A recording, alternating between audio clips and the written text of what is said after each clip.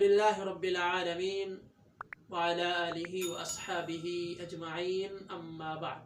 السلام علیکم ورحمۃ اللہ تعالی وبرکاتہ۔ امید ہے تمام احباب آپ خیریت سے ہوں گے۔ جیسا کہ آپ جانتے ہیں اللہ رب العالمین کی توفیق سے ہم نے سلسلہ سیرت النبی علیہ السلام شروع کیا ہوا ہے۔ تو سلسلہ سیرت النبی علیہ السلام کے ساتھ ساتھ آج ہم ایک اور سلسلہ شروع کرنے لگے ہیں۔ وہ کیا ہے؟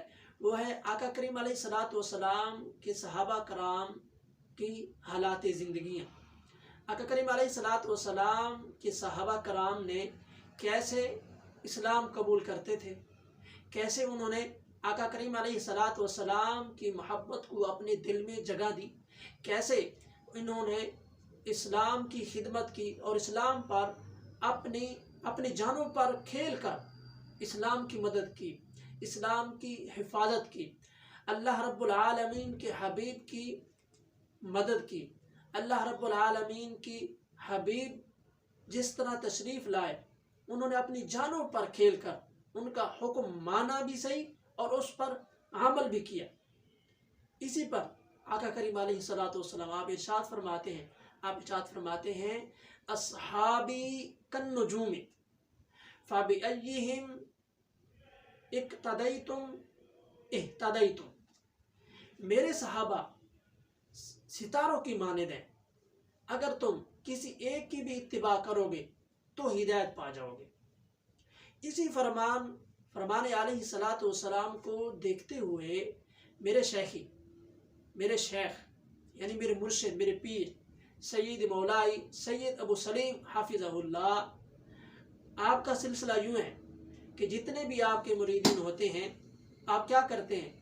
آپ ہر مرید کو یہ تلقین کرتے ہیں کہ آقا کریم علیہ السلام کی محبت کا جام تو پلاتے ہی پلاتے ہیں، لیکن اس فرمان پر اصحابی کالنجوم فبأیہم اقتدیتم اہتدیتم پر عمل کرتے ہوئے ایک صحابی کے پیچھے ایک مرید کو لگا دیتے ہیں۔ کہتے ہیں اس صحابی کی سیرت پڑھو اور وہی کرو جو اس صحابی نے کیا، تم کامیاب ہو جاؤ گے۔ تو آج کل ہم اسی پر ایک کتاب ہے جس کا نام ہے صور من حیات الصحابہ، وہ پڑھ رہے ہیں اپنے شیخ صاحب کے پاس۔ تو میں نے چاہا کہ جہاں بھی میں بیٹھا ہوں، اگرچہ آپ سے دور ہوں، لیکن یہ رحمت والا سلسلہ، محبتوں والا سلسلہ، آقا کریم علیہ السلام کے جانثاروں کی جو حیات ہے، جو انہوں نے کیسے گزاری، انہوں نے آقا پر ایمان کیسے لایا، کیسے انہوں نے اپنی جانوں کی پرواہ نہیں کی لیکن انہوں نے اسلام کی مدد کی، کیسے انہوں نے ہم تک اسلام پہنچایا، وہ سبب بنے ہم تک اسلام لانے کا۔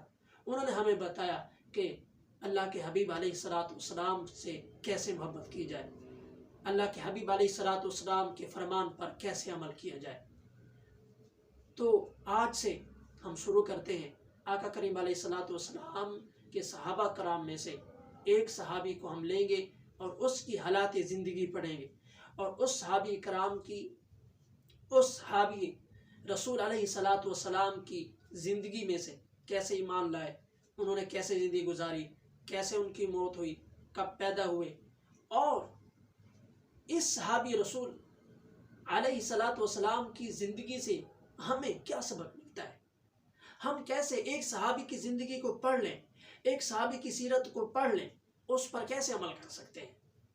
تو آج جو ہمارا موضوع ہے، جو آج ہمارے موضوع کے محور ہیں جن پر ہم بات کریں گے، وہ ہیں سیدنا عمرو بن الجموح صحابی رسول علیہ السلام۔ سیدنا عمرو بن الجموح رضی اللہ تعالی عنہ آپ یثرب کے رہنے والے تھے۔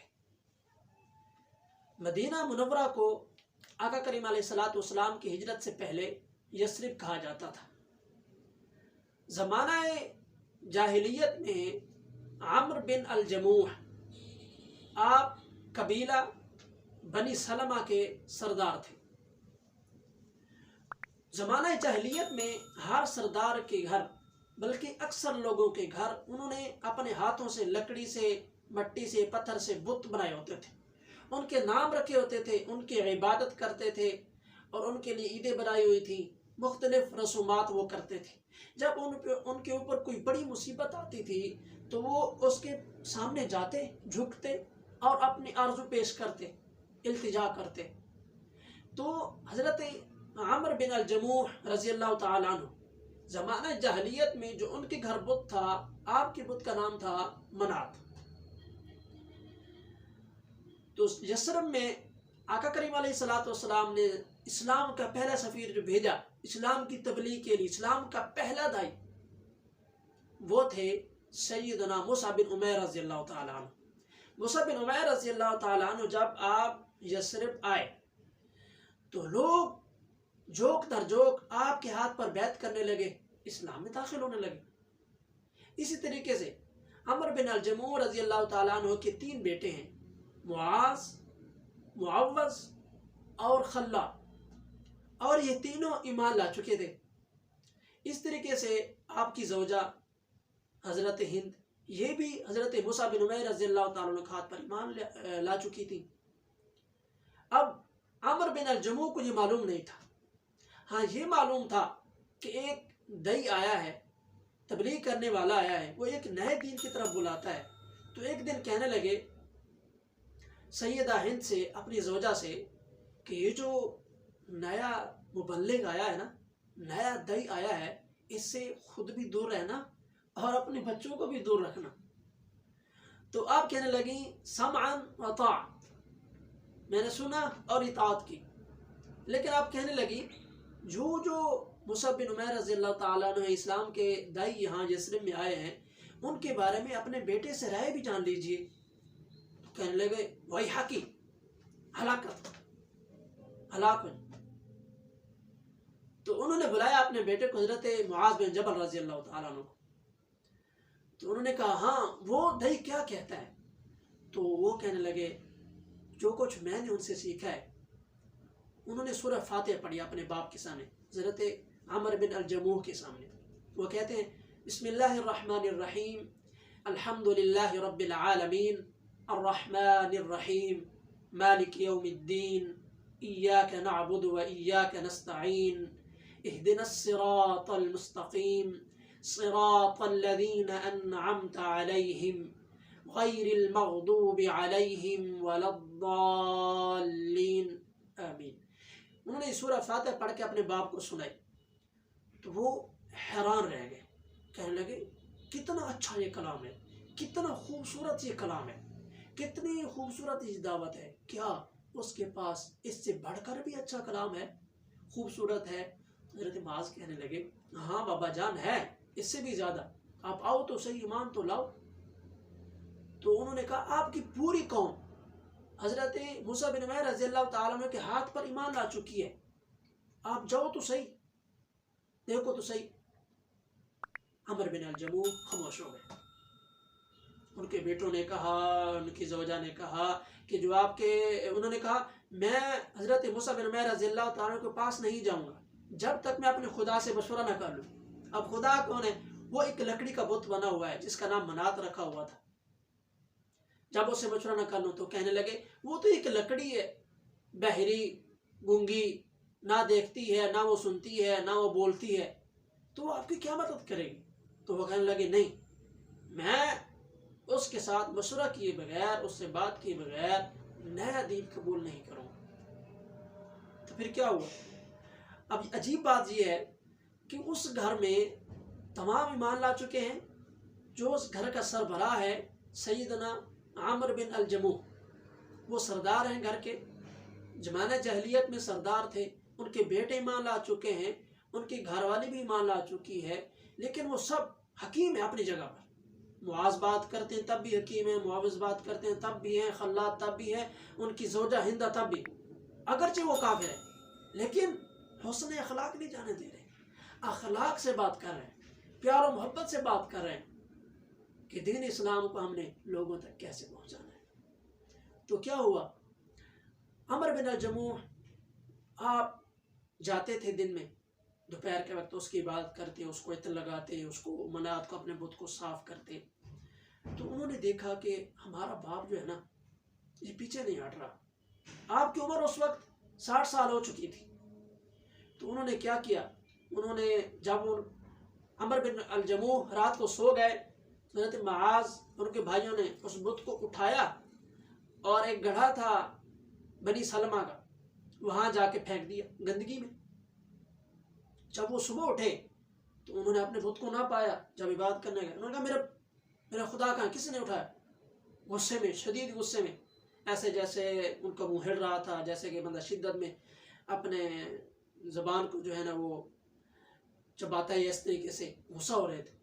تو انہوں نے کہا ہمیں کیا پتا، گھر ڈھونڈا باہر ڈھونڈا، حتیٰ جب باہر نکلے تو وہ ایک گڑھے میں پڑا ہوا تھا، اس کو واپس لے آئے۔ دوسری رات میں یہی معاملہ ہوا۔ جب دوسری رات میں یہی معاملہ ہوا، پہلی رات بھی ہوا، تیسری رات کہنے لگے منات اگر تجھ میں کوئی خیر ہے نا، اگر کچھ لوگ تمہیں نقصان پہنچا رہے ہیں تو میں تیری مدد کے لیے تیرے پاس آج تلوار چھوڑے جا رہا ہوں۔ تلوار کا دھاگا بنایا اور وہ جو لکڑی کا بت تھا اس کے گلے میں ڈال کر سو گئے۔ جب سو گئے تو ان کے بیٹوں نے وہی کام کیا، اس کو اٹھایا، اس تیسری رات یہ کہ توڑ دیا، اور وہاں ایک کنواں تھا بنی سلمہ، پرانا کنواں تھا، وہاں گندگی بھی تھی، تو اس بت کو توڑ کے وہاں کتا مرا ہوا تھا، کتے کے منہ میں ڈال دیا۔ جب صبح ہوئی تیسرے دن کی تو پھر وہ غصے، میرا خدا کہاں، آپ نے کہاں گیا؟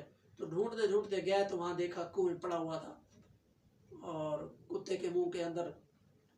تو وہ بہت پریشان ہوئے، انہوں نے کہا اگر تم خدا ہوتے تو یہ کچھ بھی تمہارا نہ کر سکتے تھے، میں نے تیرے پاس تلوار بھی چھوڑی، اگر تو خدا ہوتا تو اور یہ مرا ہوا کتا ایک ساتھ ایک کنویں میں نہ ہوتے۔ تو سیدنا عمر بن الجموح رضی اللہ تعالی عنہ کے دل میں ایمان کی چنگاری کب چلی؟ جب آپ کی عمر 60 سال سے بھی تجاوز کر چکی تھی۔ آپ ایمان لائے، ایمان لانے کے بعد ہر اس گھڑی پر شرمندہ ہوئے جو انہوں نے کفر میں گزاری۔ پھر انہوں نے، اس لیے آپ کو کہا جاتا تھا عظیمت کا پہاڑ، کیونکہ حضرت عمر بن الجموح رضی اللہ تعالیٰ عنہ آپ کا ایک پاؤں جو ہے نا وہ ٹھیک نہیں تھا، جسے ہم لنگڑا کہتے ہیں، اس طریقے سے تھے، لیکن ان کی ایک عظیمت، ان کا ارادہ اتنا قوی تھا کہ وہ جنت لینے میں اپنے بیٹے بھائیوں سب سے، بیوی سے سبقت لے گئے۔ اب یہ واقعہ سے ہمیں یہ سبق ملتا ہے، اگرچہ ہمیں شرمندگی نہیں کرنی چاہیے دین اسلام سیکھنے کی یا کسی سے نصیحت لینے کی۔ مثال کے طور پہ ایک بندہ، اس کی عمر 60 سال 50 سال ہے، پہلے اسے علم حاصل کرنے کی توفیق نہیں ہوئی، پہلے اسے معلوم نہیں ہوا کہ کیا کرنا ہے کیا نہیں کرنا، لیکن جب اس کے پاس حقیقت پہنچی ہے تو اس کو تمام گناہوں سے توبہ کر کے، پکا ارادہ کر کے اللہ کی طرف رجوع کرنا چاہیے۔ آگے جانتے ہیں آنے والی ویڈیو میں انشاءاللہ۔ یاد رہے کہ سیدنا عمر بن الجموح رضی اللہ تعالیٰ عنہ کیسے اپنے بیٹوں، اپنی بیوی پر جنت لینے میں سبقت لے گئے، اور اس کے بعد آنے والی ویڈیو میں ہم جانیں گے کہ اس پورے واقعے سے 10 چیزیں